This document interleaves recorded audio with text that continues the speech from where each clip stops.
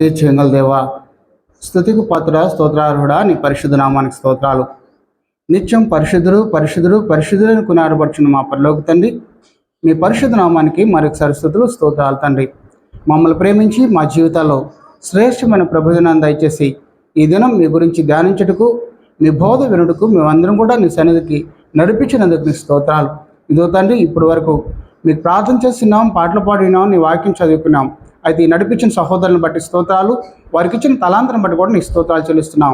ఇదో తండ్రి, మేమందరం కూడా అపోస్తల బోధ ఎదుకు చేరున్నాం. అపోస్తల బోధ అది మీ బోధ అని మేము ఎరుగున్నాం. ఆ బోధ తండ్రి మేమందరం కూడా శ్రద్ధ కలిగి మీరు మాట్లాడే ప్రతి మాట పరిశీలిస్తూ, ఆలోచిస్తూ, వివేచిస్తూ మా హృదయాల్లో, మా మనసులో మరి ముద్రించుకుని మా స్థితిని మార్చుకుంటూ కృప చెప్పండి. అవి మీ మాటలుగా ప్రతి హృదయం, ప్రతి సహోదరుడు సహోదరి భావించి ఎంతో భయంతో మరి శ్రద్ధ కలిగి వెతుకుడుకో కృప చెప్పండి. వినిచిన బిడ్డలందరూ కూడా నీ ఆధీనపరచుకోండి తండ్రి. నీ వాక్యం బోధించే నాకు కావాల్సిన పరిశుద్ధాత్మక సహాయాన్ని, ధైర్యాన్ని, నీ జ్ఞానాన్ని అనుగ్రహించమని మా ప్రభువును, నీ ప్రియకుమారును యేసు పరిశుద్ధ నామములో అడిగి వేడుకున్నాం తండ్రి, ఆమేన్. ప్రేమైన సహోదరి సహోదరులకు మరొకసారి ప్రభు యేసుక్రీస్తు నామములో వందనాలు. భూమి మీద అనేక కార్యక్రమాలు ఉన్నాయి. మానవుడు ఒక కార్యక్రమం చేస్తే అది లాభమైన రావచ్చు, నష్టమైన కూడా రావచ్చు. అయితే మానవుడు చేసే తన యొక్క పరిస్థితిని బట్టి అది లాభమా నష్టమా జరుగుతుంది. అయితే దేవుని కార్యక్రమాలు కూడా ఉన్నాయి. అయితే దేవుని కార్యక్రమాలు మరి నువ్వు శ్రద్ధగా చేస్తే దీవించబడతావు, అశ్రద్ధగా చేస్తే మరి శాపం తెచ్చుకుంటావు. మానవుని యొక్క కార్యక్రమాల్లో నువ్వు ఒకళ్ళు నిర్లక్ష్యం చేస్తే నష్టం జరుగుతుంది, లేదా శ్రద్ధగా చేస్తే లాభం వస్తుంది. అయితే దేవుని కార్యక్రమాలు కూడా ఉన్నాయి. అవి దేవుడు చెప్తున్నాడు, నా కార్యక్రమాలు శ్రద్ధగా నువ్వు చేస్తే నువ్వు దీవించబడతావు, నువ్వు అశ్రద్ధ చేస్తే నువ్వేమవుతావు అంటే శపింపబడతావు. ఇర్మియా 48:10.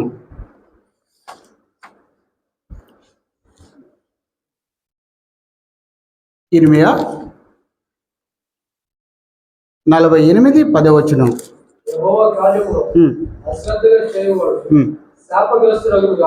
చాలండి. దేవుడు చెప్తున్నాడు, దీంట్లో ఎక్కడ దేవుడు కాంప్రమైజ్ కాలే.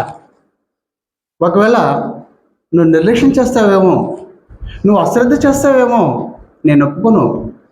ఒకవేళ నువ్వు అశ్రద్ధ చేస్తే నిన్ను దీవించును, శపిస్తాను అంటున్నాడు. అయితే దేవునిక కార్యక్రమాలు శ్రద్ధగా చేసి ఎవరైనా దేవుని పొంది ఉన్నారా? దేవుని కార్యక్రమాలు అశ్రద్ధ చేసి శాపం పొంది ఉన్నారా? ఈరోజు మనం ఆలోచించేద్దాం. మొదటి విషయము, దేవుని యొక్క కార్యక్రమాలు అశ్రద్ధ చేసిన వారు. రోమన్ 1 దేవుని కార్యక్రమాలు అశ్రద్ధ చేసిన వారు. అందులో 1వ పాయింట్ లేవికాండము 10వ 1-5 చదువుకుందాం. లేవికాండము 10వ 1-5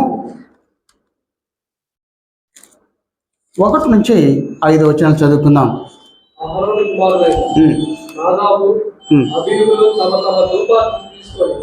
వాటిలో నిప్పు నుంచి వాటి మీద ధూప ద్రవ్యం వేసి యెహోవా తమకు ఆజ్ఞాపింపని వేరొక అగ్నిని ఆయన సన్నిధికి తేగా యెహోవా సన్నిధి నుండి అగ్ని బయలుదేరి వారిని కాల్చివేశారు.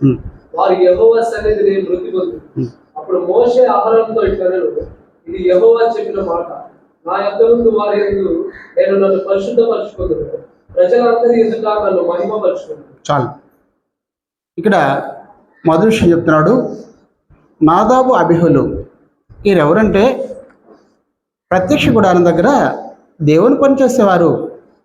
వీరు యాజకులు, అహరోను కుమారులు.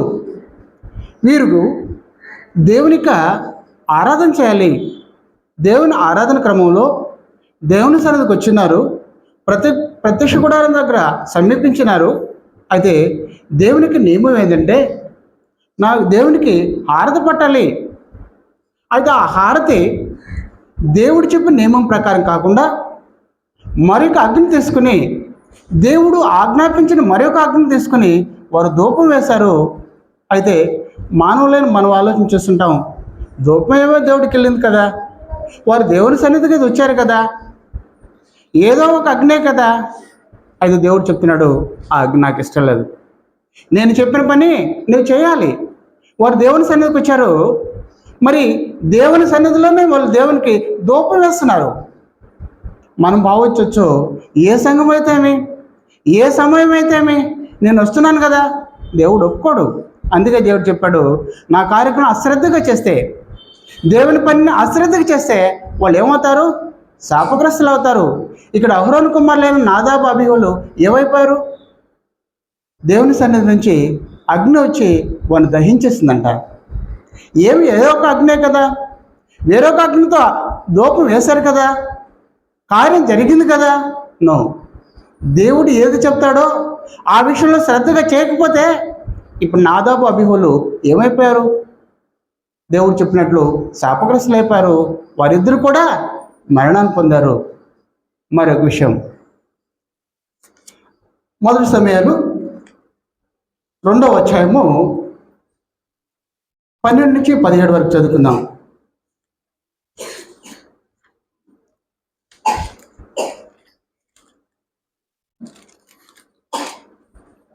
ఏలీ కుమారులు యెహోవాను ఎరుగని వారు మిక్కిలి దుర్మార్గులై ఉండి జనుల విషయమై యాజకులు చేయించు వచ్చిన పని ఏమనగా, ఎవడైనా బలి పశువును వధించిన మీదట మాంసము ఉడకగించగా యాజకుని పనివాడు 3 గుండ్లు గల గుంపుని తీసుకొని వచ్చి గొలుసులో గాని, తపేలాలో గాని, దూనలో గాని, కుండలో గాని అది గుచ్చినప్పుడు ఆ గొంతి చేత బయటకు వచ్చినదంతా యాజకుడు తన కొరకు తీసుకొని షిలోహుకు వచ్చు ఇశ్రాయేలులందరికీ వీరు ఇలాగ చేయించు వచ్చింది. ఇదియు కాక వారి ప్రభువును దహింపక మునుపు యాజకుని పనివాడు వచ్చి బలి పశువును వధించు వారితో యాజకునికి వడ్డించుటకై మాంసమేమో ఉడకబెట్టిన మాంసము అతను నీ యొద్ద తీసుకోరడు, పచ్చి మాంసమే కావాలని చెప్పుచూ వచ్చారు. ఆ క్షణమన్నే వారు ప్రభువును దహించరు. తర్వాత నీ మనస్సు వచ్చినంత మట్టుకు తీసుకొని వచ్చినని వారితో ఆ మనిషి చెప్పిన ఎడల వాడు అలాగ వద్దు, ఇప్పుడే ఇవ్వలను, లేని ఎడల బలవంతము చేత తీసుకొందులను. అందువల్ల జనులు యెహోవాకు నైవేద్యం చేయటేందు అసహ్యపడటకు ఆ యవనులు కారణమైంది కనుక వారి పాపము యెహోవా సన్నిధి బహు గొప్పదాయి. చాలు. ఇక్కడ మరొక ఇద్దరు దేవుని పనిచేస్తున్నారు. వారు వచ్చి ఒప్ని ఫినెహాసు, వీరు ఏలీ కుమారులు. వీరు షిలోహులో ఉన్న దేవుని మందిరంలో దేవుని సన్నిధిలో దేవుని పని చేస్తున్నారు. వీరు ఏం చేసేవాళ్ళంటే, అక్కడ తీసుకొచ్చే దహన పశువుల్ని వధించిన తర్వాత దేవుడు కోరినట్లు నొప్పల పైన క్రొవ్వుని వేస్తే ఆ క్రొవ్వు నుంచే ఆ సువాసన దేవుడు దాన్ని ఆస్వాదిస్తూ తర్వాతే వారు బలిపశువుని వధించి దానిలో ఉన్న మాంసాన్ని తీసుకొని ఈ యాజకులు తీసుకోవాలి. అయితే ఇక్కడున్న ఈ యాజకుల్ని దేవుడు అంటున్నాడు, వారు యెహోవాని ఎరగకుండానే దేవుని పని చేస్తున్నారంట. వీరు యెహోవా ఎవరో తెలియకుండా పని చేస్తున్నారంట. దేవుడు పరిశుద్ధాత్మ ద్వారా రాయిపిస్తున్నాడు. ఎలా చేస్తున్నారంటే, దేవునికి నియమం ప్రకారం వధించిన ఆ పశువుని మరి దూరం వెళ్ళిన తర్వాత కట్ చేసిన తర్వాత అది ఉడకబెట్టినప్పుడు వీరు 3 కొంకెలు కలిగిన ముళ్ళు కలిగిన ఒక కొంకెని తీసిపోయి ఆ ఉడకబెట్టిన ఆ కుండలోనూ లేదా ఆ పాత్రలోనూ అది ముంచి దాంతో ఎంతైతే వస్తుందో అది మాత్రమే తీసుకోవాలి. ఇది దేవునికి నియమం. అది వీరేం చేశారంటే, ఆ వధించిన ఆ పశు మాంసాన్ని మరి వాళ్ళ పనివాళ్ళను పంపించి, మా యజమానుడు యాజకుడు మీ యొద్ద ఉడికిన మాంసం తీసుకోడు, మా యాజకునికి పచ్చి మాంసమే కావాలని వారిని బలవంతం చేసేవాళ్ళంట. వారయ్యా, మేము మా కొవ్విన పదార్థం దేవునికి అర్పించాలి, అది అయిన తర్వాత ఆయన తీసుకుందరంటే, లేదు మేము బలవంతమైన చేస్తాము, మీరు ఇవ్వకపోతే మేము పెరుక్కెళ్తాము అని వీళ్ళు వచ్చే యొక్క భక్తుల్ని వారి మనసును బాధ పెట్టేవారు. అందుకే 17 వచనంలో అంటాడు, వారు నైవేద్యం చేయడానికి అసహ్యపడేవారంట. దేవుని సన్నిధికి రావాలంటే జనులు అసహ్యపడేవారంట.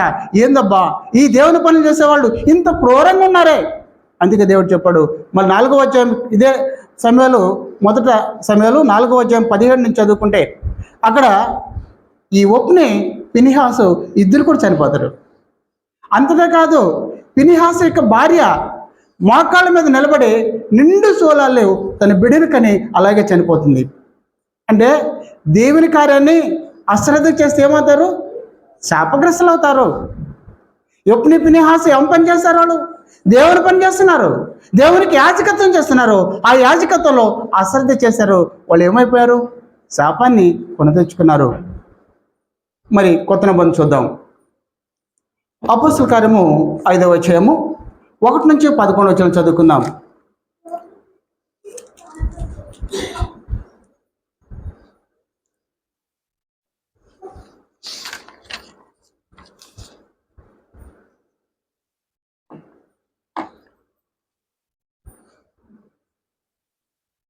అపోస్తల కార్యము 5వ అధ్యాయము 1 నుంచి 11 వచనాలు.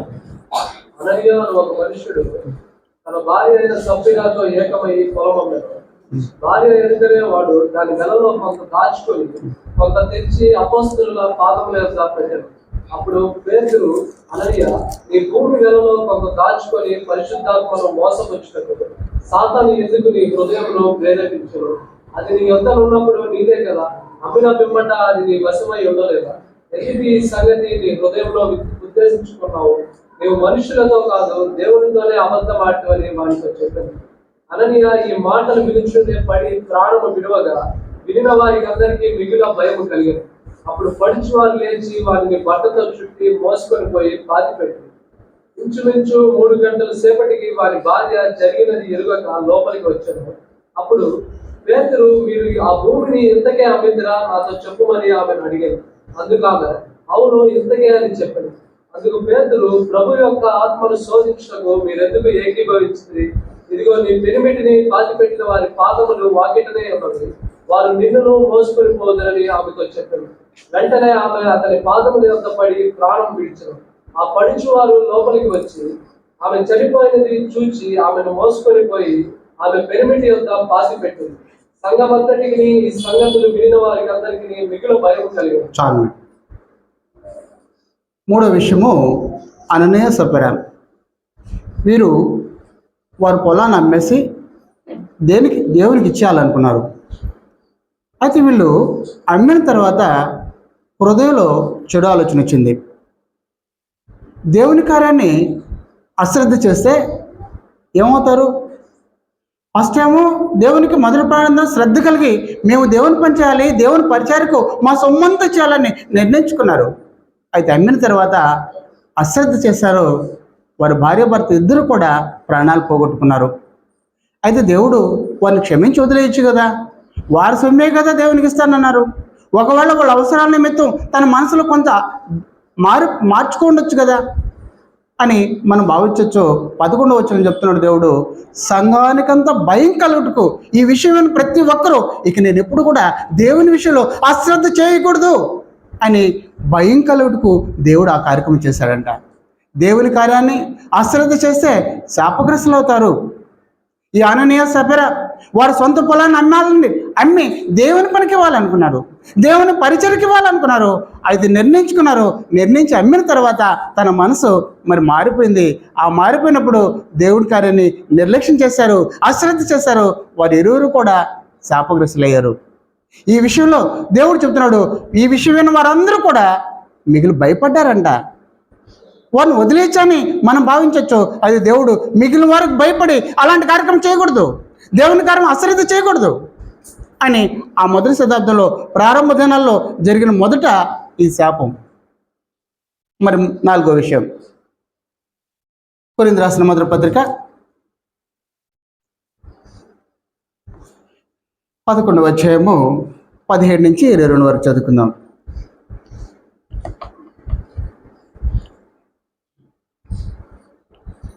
మీకు ఈ ఆజ్ఞలు ఇచ్చు మిమ్మల్ని మెచ్చుకోను, మీరు కూడి వచ్చుట ఎక్కువ కీడికే కానీ ఎక్కువ మేలుకు కాదు. మొదటి సంగతి ఏమనగా, మీరు సంఘమందు కూడి ఉన్నప్పుడు మీలో కక్షలు కలవని వినుచున్నాను. కొంత మట్టుకు ఇది నిజమని నమ్ముచున్నాను. మీలో యోగ్యులైన వారెవరో కనపడినట్లు మీలో భిన్నాభిప్రాయం ఉండగా తప్పదు. మీరందరూ కూడి వచ్చుచుండగా మీరు ప్రభు రాత్రి భోజనం చేయట సాధ్యము కాదు. ఏలయనగా మీరు ఆ భోజనం చేయనప్పుడు ఒకరికంటే ఒకడు ముందుగా తన మట్టుకు తాను భోజనం చేయించున్నాడు. ఇందువలన ఒకడు ఆకలి గొలను, మరి ఒకడు మత్తులోను. ఇదేమి అన్నపానములు పుచ్చుకొనుటకు మీకు ఇండ్లు లేవా? దేవుని సంఘమును తిరస్కరించి పేదలను సిగ్గుపరచుదా? మీతో ఏమి చెప్పుదును? దీనిని గూర్చి మిమ్మల్ని మెచ్చుదునా? నచ్చం. చాలు. ఇక్కడ మరి ఒక సంఘటన. కొరింథీయుల సంఘము దేవుని యొక్క కార్యక్రమంలో పాల్పొందేటప్పుడు అశ్రద్ధ చేస్తున్నారంట. వీరు ముందొచ్చిన వారు బలలో ఒక క్రమం లేదు. ఎవరు ముందొచ్చారా వారు ఉన్న ద్రాక్షారసం తాగేసేవారు. ఎవరు వెనకొచ్చారా వారికి ద్రాక్షారసం ఉండేది కాదు. అందుకే దేవుడు అన్నాడు, మీకు భోజనం చేయడానికి వెళ్ళలేవా? ఇది క్రమం కాదా? అయితే వాళ్ళు కూడా ఏమయ్యారంటే 30 వచనంలో అంటాడు, కొంతమంది రోగులయ్యారు, కొంతమంది బలహీనయ్యారు, కొంతమంది చనిపోయారు. దేవుని కార్యక్రమం ఈరోజు మన మధ్యన ఉంది. ఆ కార్యక్రమంలో పాల్పొంది మనం శ్రద్ధ కలిగి చేయాలి. శ్రద్ధ లేకపోతే అది శపింపబడుతుంది. పక్కనే కొరింథీ మొదటి పత్రిక 10వ అధ్యాయం 16వ వచనంలో దేవుడు అంటున్నాడు, అది ఆశ్రయింపని పాత్ర కావాలంటే పరిశీలించుకుని ఆ పాత్ర చేయాలి. ఆ పరిశీలించుకోకుండా అశ్రద్ధగా ఆ పాత్ర చేస్తే అది శపించబడుతుంది. ఎలాగైతే నాదాబు అబీహులు దేవుని కార్యక్రమంలో అశ్రద్ధ చేశారో వారు శాపగ్రస్తులయ్యారు. ఒప్ని ఫినెహాసు దేవుని పనిలో దేవుని కార్యక్రమంలో అశ్రద్ధ చేశారు, వాళ్ళు శాపగ్రస్తులయ్యారు. అననీయ సఫీరా వారి యొక్క భూమి పొలం విషయంలో వారు కూడా అశ్రద్ధ చేసి దేవుని శాపగ్రస్తులై ప్రాణాలు పోగొట్టుకున్నారు. కొరింథీయులున్న సంఘం కూడుకుంటుంది, కానీ కూడుకుంటున్నా కూడా ఆడ క్రమం లేదు, వాళ్ళు శ్రద్ధ లేదు. ఆ కార్యక్రమం పవిత్ర కార్యక్రమం. ఆ కార్యక్రమం నేను సమీపించేటప్పుడు నేను పరిశీలించుకోవాలి. సంఘం అంతా కలిసి ఆ పనులలో పాల్పొందాలి. అలాంటి నియమం లేదు. ఇలా అశ్రద్ధ చేశారు. వీళ్ళు కూడా ఏం చేశారంటే బలహీనయ్యారు, కొంతమంది రోగస్తులయ్యారు, కొంతమంది నిద్రించారు. దేవుడు మొదట చెప్పాడు, నా కార్యక్రమం అశ్రద్ధ చేస్తే వారు శాపగ్రస్తులు అవుతారు. అయితే ఎవరు శ్రద్ధగా చేసి దేవుని దీవెనలు పొందారో చూద్దాం. 4 విషయాలు చెప్పాను. అశ్రద్ధ చేసిన వారు శాపాన్ని తెచ్చుకున్నారు. మరి శ్రద్ధగా చేసిన వారు దీవెనలు తెచ్చుకున్న వారు ఎవరు చూద్దాం. ఆదికాండము 6వ అధ్యాయము 22వ వచనం.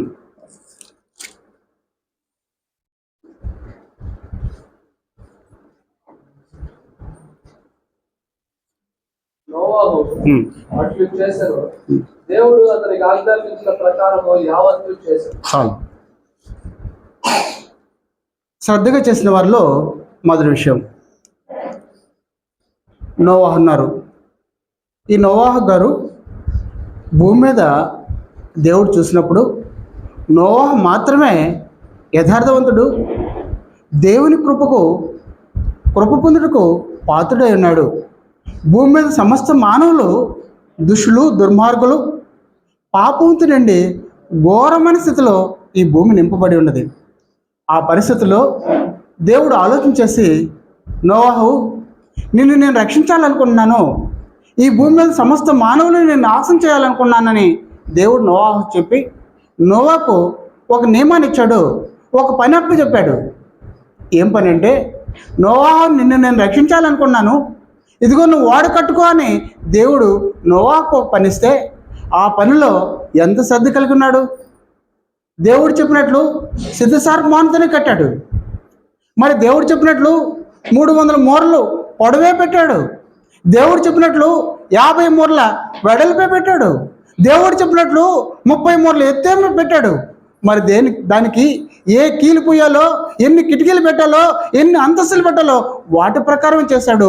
అందుకే ఈ లోకమంతా నాశనం అయిపోయినా ఈ జలప్రళయంతో భూమి మీద 40 రోజులు మరి రాత్రి పగులు జలప్రళయంతో నిండిపోయి సర్వ మానవాళ్ళు నాశనం అయిపోయినా తన కుటుంబం మాత్రమే రక్షణ పొందింది. దేవుడు మొదట చెప్పాడు, ఎవడైతే నా పని శ్రద్ధగా చేస్తాడో వాడిని నేను దీవిస్తాను, ఎవడైతే నా పని అశ్రద్ధ చేస్తాడో వాడిని నేను శపిస్తాను. నోవాహు ఈ భూమి మీద చూసినప్పుడు ఎంతగా దీవెన పొందుంటాడు. ఈ భూమి మీద మానవులందరూ చనిపోతే తన కుటుంబం మాత్రం రక్షణ పొందుండే ఎంతగా ఆనందపడి ఉంటాడు. ప్రేమని వాళ్ళరా, దేవుని కార్యం ఎవరైతే శ్రద్ధగా చేస్తారో వారు దీవించబడతారు. రెండో విషయం, లూకా సువార్త 1వ అధ్యాయము 8 నుంచి 12 వచనాలు.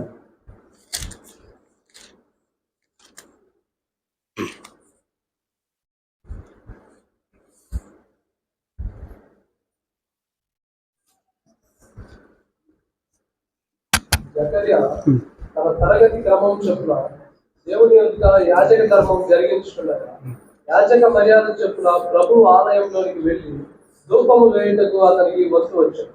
ధూప సమయమందు ప్రజల సమూహం అంతయు వెలుపల ప్రార్థన చేయుచుండగా ప్రభు దూత ధూప వేదిక కుడివైపున నిలిచి అతనికి కనపడగా జకర్యా అతన్ని చూచి తొందరపడి భయపడినవాడాడు. అప్పుడు ఆ దూత అతనితో, జకర్యా భయపడకు, నీ ప్రార్థన వినపడినది, నీ భార్య అయిన ఎలిజబెత్ నీకు కుమారుని కనును, అతనికి యోహాను అను పేరు పెట్టుదు. చాలండి. 6వ వచనం.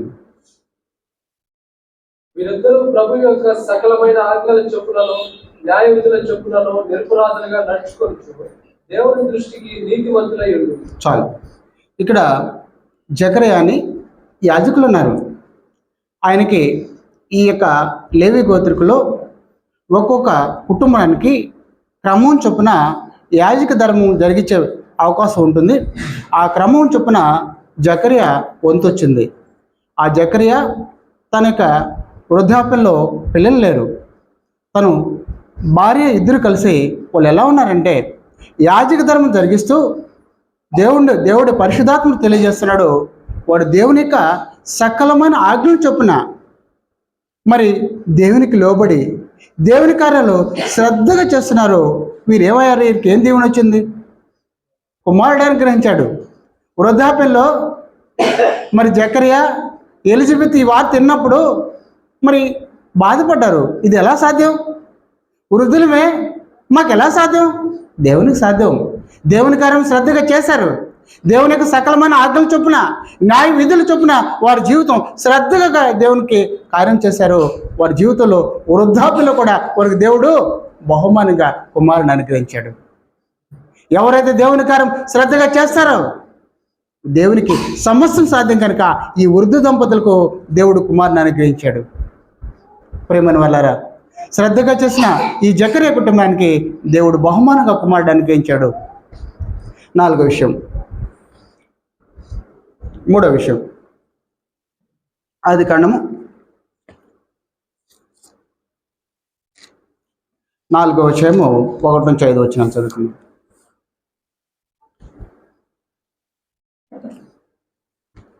ఆదాము తన భార్య అయిన హవ్వను పుట్టినప్పుడు ఆమె గర్భవతి అయి కయీనును కని యెహోవా దయ వలన నేను ఒక మనుష్యుని సంపాదించుకున్నానని. తర్వాత ఆమె అతని తమ్ముడగు హేబేలును కనెను. హేబేలు గొర్రెల కాపరి, కయీను భూమిని సేద్యపరచువాడు. కొంతకాలం అయిన తరువాత కయీను పొలము పంటలో కొంత యెహోవాకు అర్పణగా తెచ్చాడు. హేబేలు కూడా తన మందలో తొలిచూలున పుట్టిన వాటిలో రొమ్మిన వాటిని కొని తెచ్చాడు. యెహోవా హేబేలును అతని అర్పణను లక్ష్యపెట్టెను, కయీనును అతని అర్పణను ఆయన లక్ష్యపెట్టలేదు. కాబట్టి కయీనుకు మిక్కిలి కోపం వచ్చి అతడు తన ముఖము చిన్నబుచ్చుకొనగా యెహోవా కయీనుతో, నీకు కోపమేలా, ముఖము చిన్నబుచ్చుకొని ఉన్నావేమి? చాలు. ఇక్కడ మరొక వ్యక్తి ఉన్నారు, హేబేలు. హేబేల్ జీవితం చూసినప్పుడు హేబేల్ చనిపోయి ఉండొచ్చు, కానీ ఈరోజు విశ్వాస వీరిలో మొదటి స్థాయిలో ఉన్నాడు. ఒకే తల్లిదండ్రులు 2 బిడ్డలకి దేవుని యొక్క నియమాలు చెప్పారు, దేవుని యొక్క కార్యక్రమాలు నేర్పారు. నాయన, దేవునికి బలి సమర్పిస్తే దేవునికి నీకున్న దానిలో దేవునికి ఇవ్వాలని నువ్వు నిర్ణయిస్తే శ్రేష్టమంది ఇవ్వాలి, తొలిచూలది ఇవ్వాలి, అది దేవుడు ఇష్టపడేటట్లు ఉండాలని ఆదాము హవ్వ తన 2 కుమారులకు నేర్పితే వారిద్దరు కూడా వారి పనులను బట్టి ఒకరు వ్యవసాయదారుకులు, మరొకరు గొర్రెలు కాపరి. మరి వీళ్ళు వారి యొక్క శ్రేష్టమైన బలిని దేవునికి సమర్పించాల్సి ఉంటే హేబెల్ అయితే శ్రేష్టమైన దాన్ని ఇచ్చాడు, మరి శ్రద్ధ కలిగిచ్చాడు. తొలిచూల్లో దేవునికి ఇవ్వాలి, దేవుడు నియమించిన కార్యక్రమం నేను అశ్రద్ధ చేయకూడదు, నా శ్రేష్టమైన వాటిని మాత్రమే నేను దేవునికి ఇవ్వాలి, ఆ దేవుడు నా అర్పణ అంగీకరించాలని శ్రద్ధ కలిగి హేబెల్ దేవునికి బలి సమర్పించాడు. కయ్యను ఏదో ఒకటి దేవునికే కదా అని అలా ఇచ్చాడు. హెబ్రీయులకు రాసిన పత్రిక 4వ అధ్యాయము 11వ అధ్యాయం 4వ వచనంలో దేవుడు అంటాడు, దేవుడు తెలియజేస్తున్నాడు చూడండి.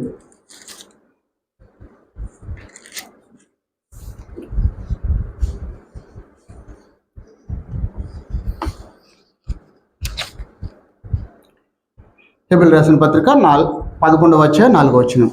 విశ్వాసమును బట్టి హేబెలు కయ్యూని కంటే శ్రేష్టమైన బలి దేవునికి అర్పించాడు. దేవుడు అతని అర్పణలను గురించి సాక్ష్యం ఇచ్చినప్పుడు అతడు ఆ విశ్వాసమును బట్టి నీతిమంతుడని సాక్ష్యం పొందాడు. అతడు మృతి పొంది ఆ విశ్వాసం ద్వారా మాట్లాడుతున్నాడు. చాలు. ఈరోజు హేబెల్ మనతో మాట్లాడుతున్నాడు, మీరు శ్రద్ధగా చేయండి, నేను విశ్వాసలో మొదటివాడిని అయినాను, నేను దేవునికి తొలుచులది శ్రేష్టమైన దాన్ని నేను ఇచ్చాను, నేను ఈరోజు దేవుని ద్వారా నేను దేవుని యందు విశ్వాసించినాను, మీ అందరితో చెప్తున్నాను, మీరు శ్రద్ధగా దేవుని కార్యం చేయండి. 4వ విషయం, ఫిలిప్పీయులకు రాసిన పత్రిక 3వ అధ్యాయము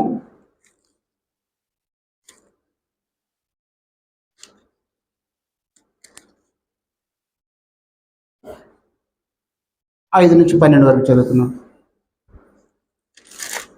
3 నుంచి 3. ఎందుకనగా శరీరంలో ఆస్పదం చేసుకోక దేవుని యొక్క ఆత్మ వల్ల ఆరాధించు క్రీస్తు యేసునందు అతిశయపడుచున్న మనమే సున్నతి ఆచరించువారు కావాలి ఉన్నట్టే నేను శరీరంలో ఆస్పదం చేసుకునవచ్చు, మరి ఎవడైనా శరీరంలో ఆస్పదం చేసుకున్న దలిచిన ఎడల నేను మరి ఎక్కువగా చేసుకునవచ్చు. 8వ దినమున సున్నతి పొందితిని, ఇశ్రాయేలు వంశపు వాడై బెన్యామీను గోత్రములో పుట్టి హెబ్రీయుల సంతానమైన హెబ్రీయుడై ధర్మశాస్త్ర విషయము పరిసయుడై ఆసక్తి విషయము సంఘమును హింసించువాడై ధర్మశాస్త్రము వల్ల నీతి విషయము అనింద్యుడై ఉంటుంది. అయినను ఏనేది నాకు లాభకరంగా ఉండెనో వాటిని క్రీస్తు నిమిత్తము నష్టముగా ఎంచుకుంటుంది. నిశ్చయముగా నా ప్రభు అయిన యేసు క్రీస్తుని గురించి అతి శ్రేష్టమైన జ్ఞానము నిమిత్తమై సమస్తమును నష్టముగా ఎంచుకొచ్చున్నాను.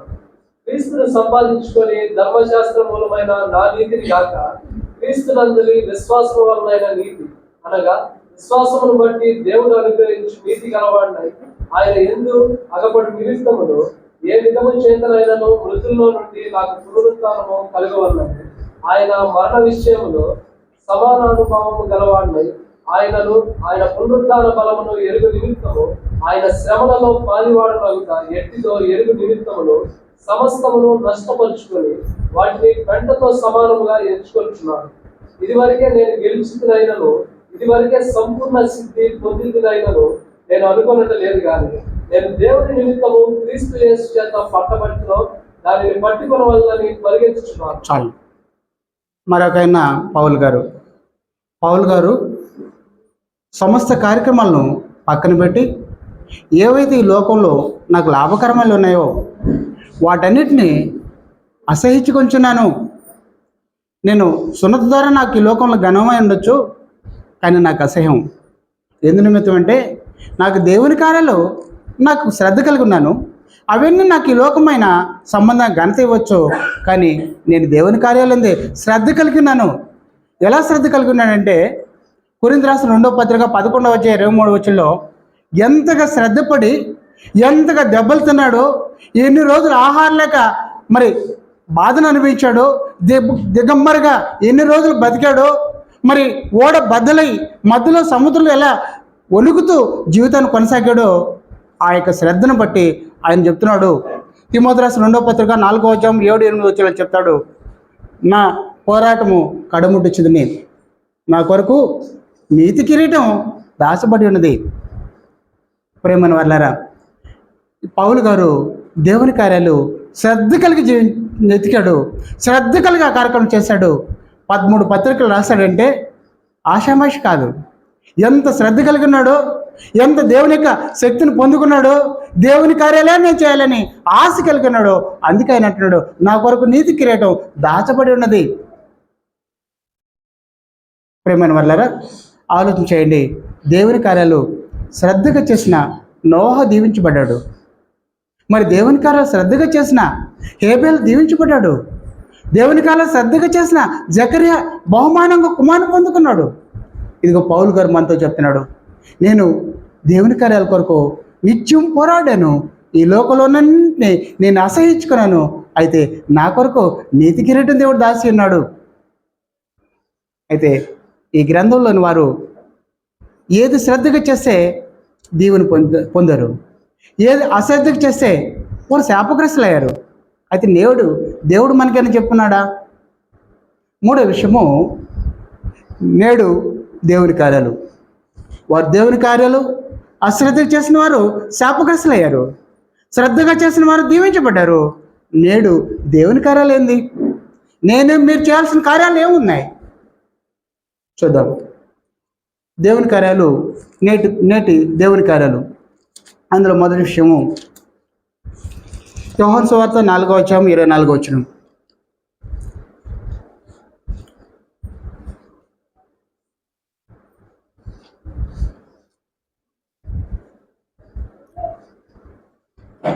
దేవుడు ఆత్మ కనుక ఆయన ఆరాధించి వారు ఆత్మతోనూ సత్యంతోనూ ఆరాధింపవారు.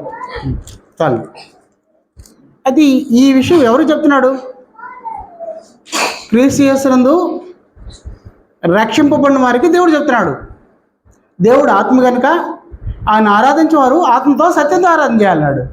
ఆత్మ అంటే దేవుడు చెప్తున్నాడు, నీ పూర్ణ ఆత్మతో, నీ పూర్ణ బలంతో, నీ పూర్ణ శక్తితో, నీ పూర్ణ మనసుతో నీ దేవుడైన యెహోవాని సేవింపులను ప్రేమించవలను.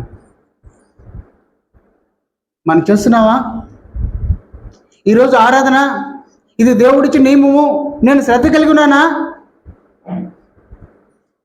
ప్రేమను వాళ్ళరా, నేను ఇక్కడున్నాను, నా మనసు ఎలా ఉందో, నేను మనిషి మాత్రం ఇక్కడున్నాను, నా మతి మరొక దగ్గర ఉంది, దేవుడు ఒప్పుకుంటాడా?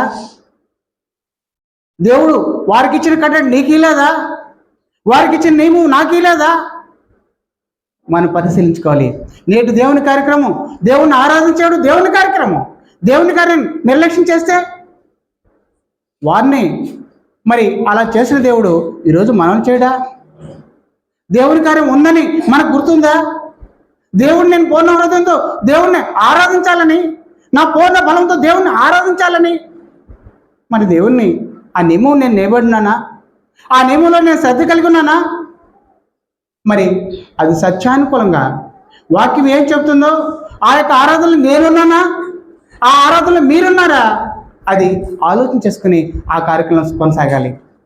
దేవుడు వారిని మరి దీవించాడు. మనం దీవించబడాలంటే మనం కూడా ఏం చేయాలంటే దేవుని కార్యక్రమంలో శ్రద్ధ కలిగి ఉండాలి. శ్రద్ధగా అశ్రద్ధ చేస్తే అశ్రద్ధ చేయాలని దేవుడు కోరుకోవట్లేదు. దేవుడు చెప్తాడు, ఏ దుష్టుడు అలాగే చనిపోవాలని దేవుడు కోరుకోడు, వాడు మార్పు పొందాలని దేవుడు కోరుచాడు. హెస్కేల్ 18:23 అంటాడు, ఏ దుష్టుడు మరణించడం నాకు ఇష్టం లేదు, వాడు మారు మనసు పొంది వాడు జీవించడం నాకు సంతోషం అంటున్నాడు దేవుడు. ఈరోజు దేవుడు మనకు ఒక కార్యక్రమం ఇచ్చాడు, నేను దేవుని ఆరాధించాలి, ఇది దేవుని యొక్క నియమం. అది ఎలా? ఆత్మతో, నా పూర్ణ బలంతో నా దేవునిపై కేంద్రీకరించాలి, నా మనసంతా దేవుని కేంద్రీకరించాలి, దేవుని కొరకు ఇదేనని నేను హెచ్చించాలి. అయితే అలా ఉన్నానా? లేకపోతే పరిశీలించుకున్నాం. ఎవరు కూడా దేవునికి మరి దేవుని దగ్గర ఏది నష్టం కొని తెచ్చుకోవాలని దేవుడు ఇష్టపడాడు, దీవించబడాలని దేవుడు కోరుచున్నాడు. దేవుడు మనకు ఒక నియమం ఇచ్చాడు, ఆ నియమం ప్రకారం బ్రతుకుతాం. దేవుడు ఆరాధించాలని చెప్పాడు.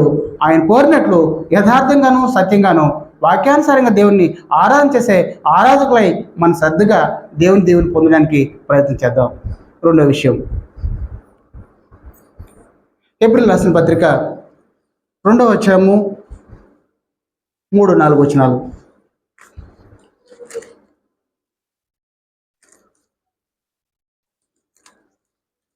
ఇంత గొప్ప రక్షణలో మనం నిర్లక్ష్యం చేసినాడు ఎలాగ తప్పించుకుందాము?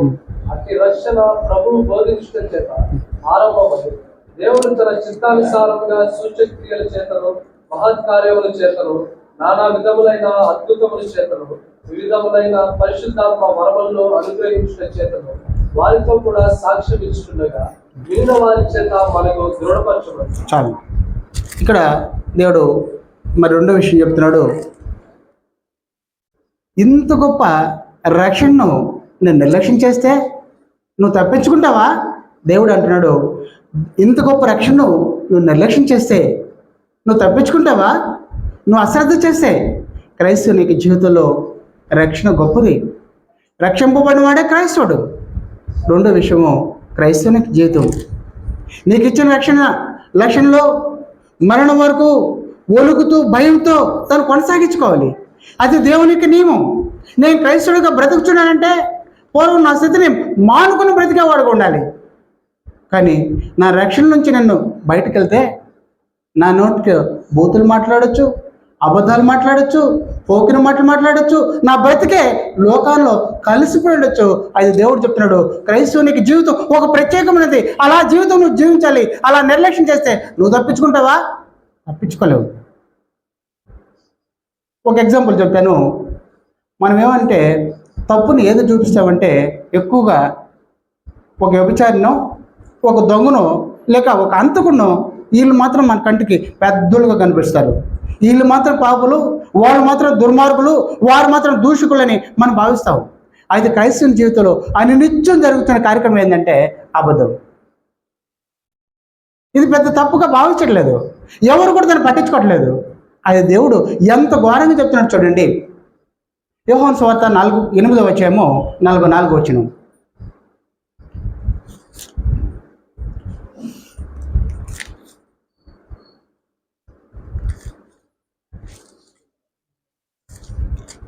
ఎనిమిదవ అధ్యాయము 44.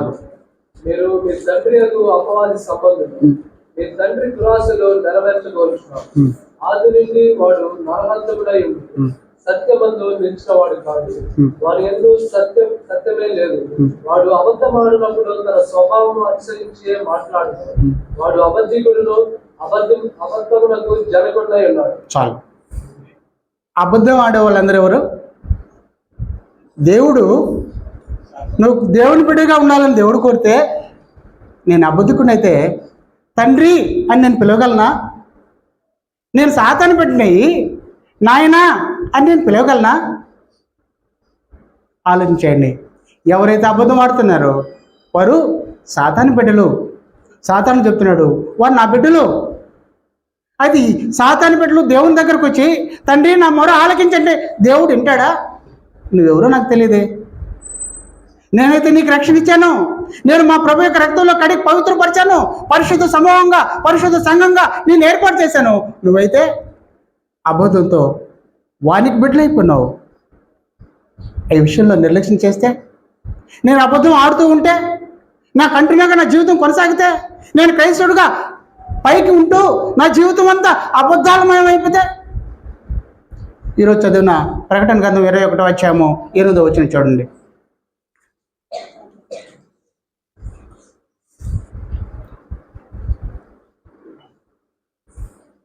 పిరికివారును, అవిశ్వాసులను, అసహ్యులను, నరహంతకులను, వ్యభిచారులను, మాంత్రికులను, విగ్రహారాధకులను, అబద్ధికులందరిలో అగ్ని గంధకములతో మండు గుండములలో పాలు పొందుతుంది. చాలు. అగ్నిగుండంలో పాలు పొందడానికి క్రైస్తవుడు అవసరం ఏముంది? హాయిగా లోకంలో నీ ఇష్ట ప్రకారం ఎలా అయినా బతకవచ్చు కదా. క్రైస్తవుడు బతుకుతూ అబద్ధం ఆడితే నువ్వేదైతే కోరుకున్నావో ఆ పరలోక రాజ్యం నీకు రాదు. అగ్నిగుండంలో పాలు పొందుతాం. ఎవరైతే ఈ లోకంలో క్రైస్తవుడిగా బ్రతకాలనుకున్నాడో మనం జాగ్రత్తగా బతకాలి. అందుకే యాకోబు పత్రిక 1వ అధ్యాయం 27వ వచనం దేవుడు అంటాడు, ఈ లోక మాలిన్యం మీరు అంటించుకోకూడదు. మీరు క్రైస్తవులు ఈ లోకంలో ఉండాలి. ఈ లోకంలో మీకు ఇచ్చిన ఆయుష్కాలని కొనసాగాలి. కానీ నువ్వు పవిత్రుడిగా ఉండాలి. నేను పరిశుద్ధును, మీరు కూడా పరిశుద్ధులై ఉండాలని దేవుడు కోరుచున్నాడు. అలా క్రైస్తవ జీవితంలో అశ్రద్ధ చేస్తే, ఇదిగో కేవలం చిన్న అబద్ధం చెప్తే మనం అందరం ఆశపడే ఆ పరలోక శాస్త్రాన్ని పోగొట్టుకుంటాం. ప్రేమైన వాళ్ళరా ఆలోచించేయండి. మూడో విషయం, రోమీయులకు రాసిన పత్రిక 12వ అధ్యాయము 3 నుంచి 12 వచనాలు 6 నుంచి చదువుకుందాం. 12వ అధ్యాయము 6వ వచనం చదువుకుందాం. మనకు అనుగ్రహింపబడిన కృప చొప్పున వేర్వేరు కృపావరములు కలిగిన వారమై ఉన్నాము కనుక ప్రవచన వారమైతే విశ్వాస పరిణామం చొప్పున ప్రవచించాము. పరిచర్య అయితే పరిచర్యలోను, బోధించువాడైతే బోధించుటలోను, హెచ్చరించువాడైతే హెచ్చరించుటలోను పని కలిగి ఉన్నాడు. పంచిపెట్టువాడు శుద్ధ మనసుతోనూ, పై విచారణ చేయువాడు జాగ్రత్తతోనూ, కరుణించువాడు సంతోషంతోనూ పని జరిగిపోవాలి. చాలు. దేవుడు చెప్తున్నాడు, తన సన్నిధిలో తన యొక్క పనులు 7 కార్యక్రమాలు ఉన్నాయి. వీటిలో ఏ పని నీకు అర్హత ఉందో, ఏదైతే నువ్వు చేయగలవో ఆ పనిలో శ్రద్ధ కలిగి చేయాలి. శ్రద్ధ లేకపోతే ఆ రోజు వారు పొందిన నష్టాన్ని పొందుకుంటాం. దేవుడు చెప్తున్నాడు, మనందరితో చెప్తున్నాడు, నేను ఏ పని చేయగలను దేవుని పనిలో. నేను సువార్త ప్రకటిస్తున్నానా? అశ్రద్ధ చేయకూడదు. మీరు మరొక పని చేస్తున్నారా? విద్యార్థి తన విద్యార్థి దశలో కష్టపడి శ్రద్ధ కలిగి చదువుకోవాలి. వాడు ఉన్నత ప్రయోజనం పొందుతాడు. మరి ఉద్యోగస్తులు వారు ఉద్యోగ ధర్మాన్ని బట్టి పై అధికారులు లోబడుతూ దేని మహిమార్థం వారు శ్రద్ధ కలిగి పనిచేయాలి. మరి వ్యవసాయదారుడు శ్రద్ధ కలిగి పనిచేస్తే వారికి మంచి ప్రతిఫలం వస్తుంది. ప్రేమైన వాళ్ళరా, దేవుడి కార్యక్రమాలు 7 ఉన్నాయి. ఆ కార్యక్రమం చేసేటప్పుడు మనం శ్రద్ధ కలిగి చేస్తే దేవుడు వారిని దీవిస్తాడు. ఆ కార్యక్రమం పూనుకొని మనం అశ్రద్ధ చేస్తే, నిర్లక్ష్యం చేస్తే నష్టం వస్తుంది. జాగ్రత్త అని దేవుడు చెప్తున్నాడు. మరి 5వ విషయము, కొరింథీయులకు రాసిన మొదటి పత్రిక 16వ అధ్యాయము 1-2 వచనాలు.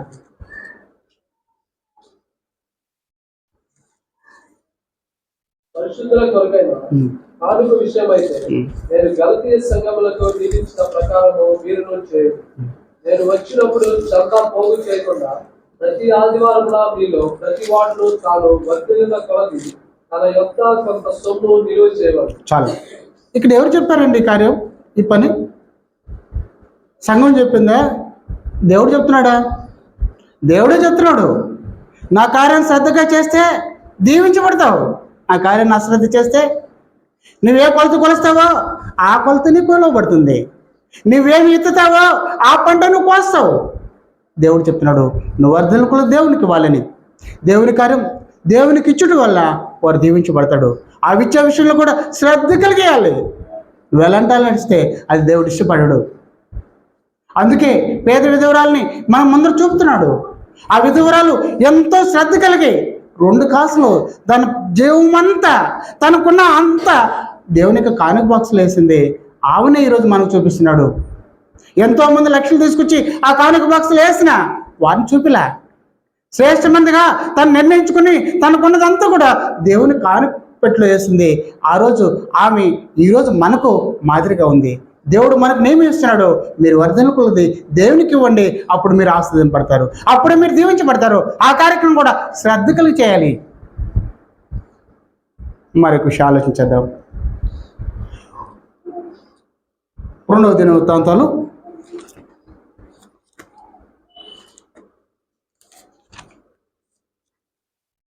29:11.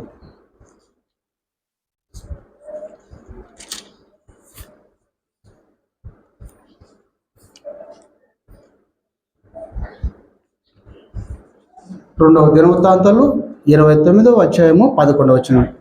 ఆ కుమారులారా, తనకు పరిచారకులై ఉండి ధూపము వేయించుటకు తన సన్నిధిని నిలుచుటకు మనకు పరిచర్య చేయుటకు యెహోవా మిమ్మల్ని ఏర్పరచుకొనెను గనుక మీరు అశ్రద్ధ చేయకూడదు. చాలు. ఇక్కడ మనందరిని ఏర్పరచుకున్నవాడా కాదా? నా కుమారులారా అని పిలుస్తున్నాడు. ఈరోజు మనందరం దేవుని కుమారులేం కదా. పేతురు రాసిన మొదటి పత్రిక 2వ అధ్యాయం 9వ వచనం ఏమంటాడు? చీకట్లో నుండి ఆశ్చర్యకరమైన తన వెలుగులను పిలిచిన ఆ దేవుని గుణాశయాలు ప్రచురం చే నిమిత్తం మీరు రాజులని యాజక సమూహము, మరి నా సొత్తైన జల్లు. ఈరోజు ఆ రోజు వాళ్ళని ఎన్నుకున్నాడు. ఈరోజు మనందరం కూడా యాజకులుగా ఎన్నుకున్నాడు. ఎవరు కూడా తక్కువ లేదు. మనందరూ కూడా దేవుని సొత్తైన ప్రజలు. దేవుని పని కొరకు ఏర్పాటు చేసుకుని దేవుని కుమారులు మనందరూ కూడా యాజకులు. మన శ్రద్ధ కలిగి పని చేస్తే దీవించబడతాం, శ్రద్ధగా అశ్రద్ధ చేస్తే శపించబడతాం. దేవుడు చెప్తున్నాడు, మీరందరూ కూడా చీకటిలో నుంచి ఆశ్చర్యకరమైన నా వెలుగులోకి వచ్చారు. అయితే మీకు బాధ్యత ఉంది. మీరు యాజకులు, దేవుని పని జరిగించాలి. ఆ పని జరిగించే విషయంలో శ్రద్ధగా ఉండాలి. సామెతలు 10వ అధ్యాయము 4వ వచనం.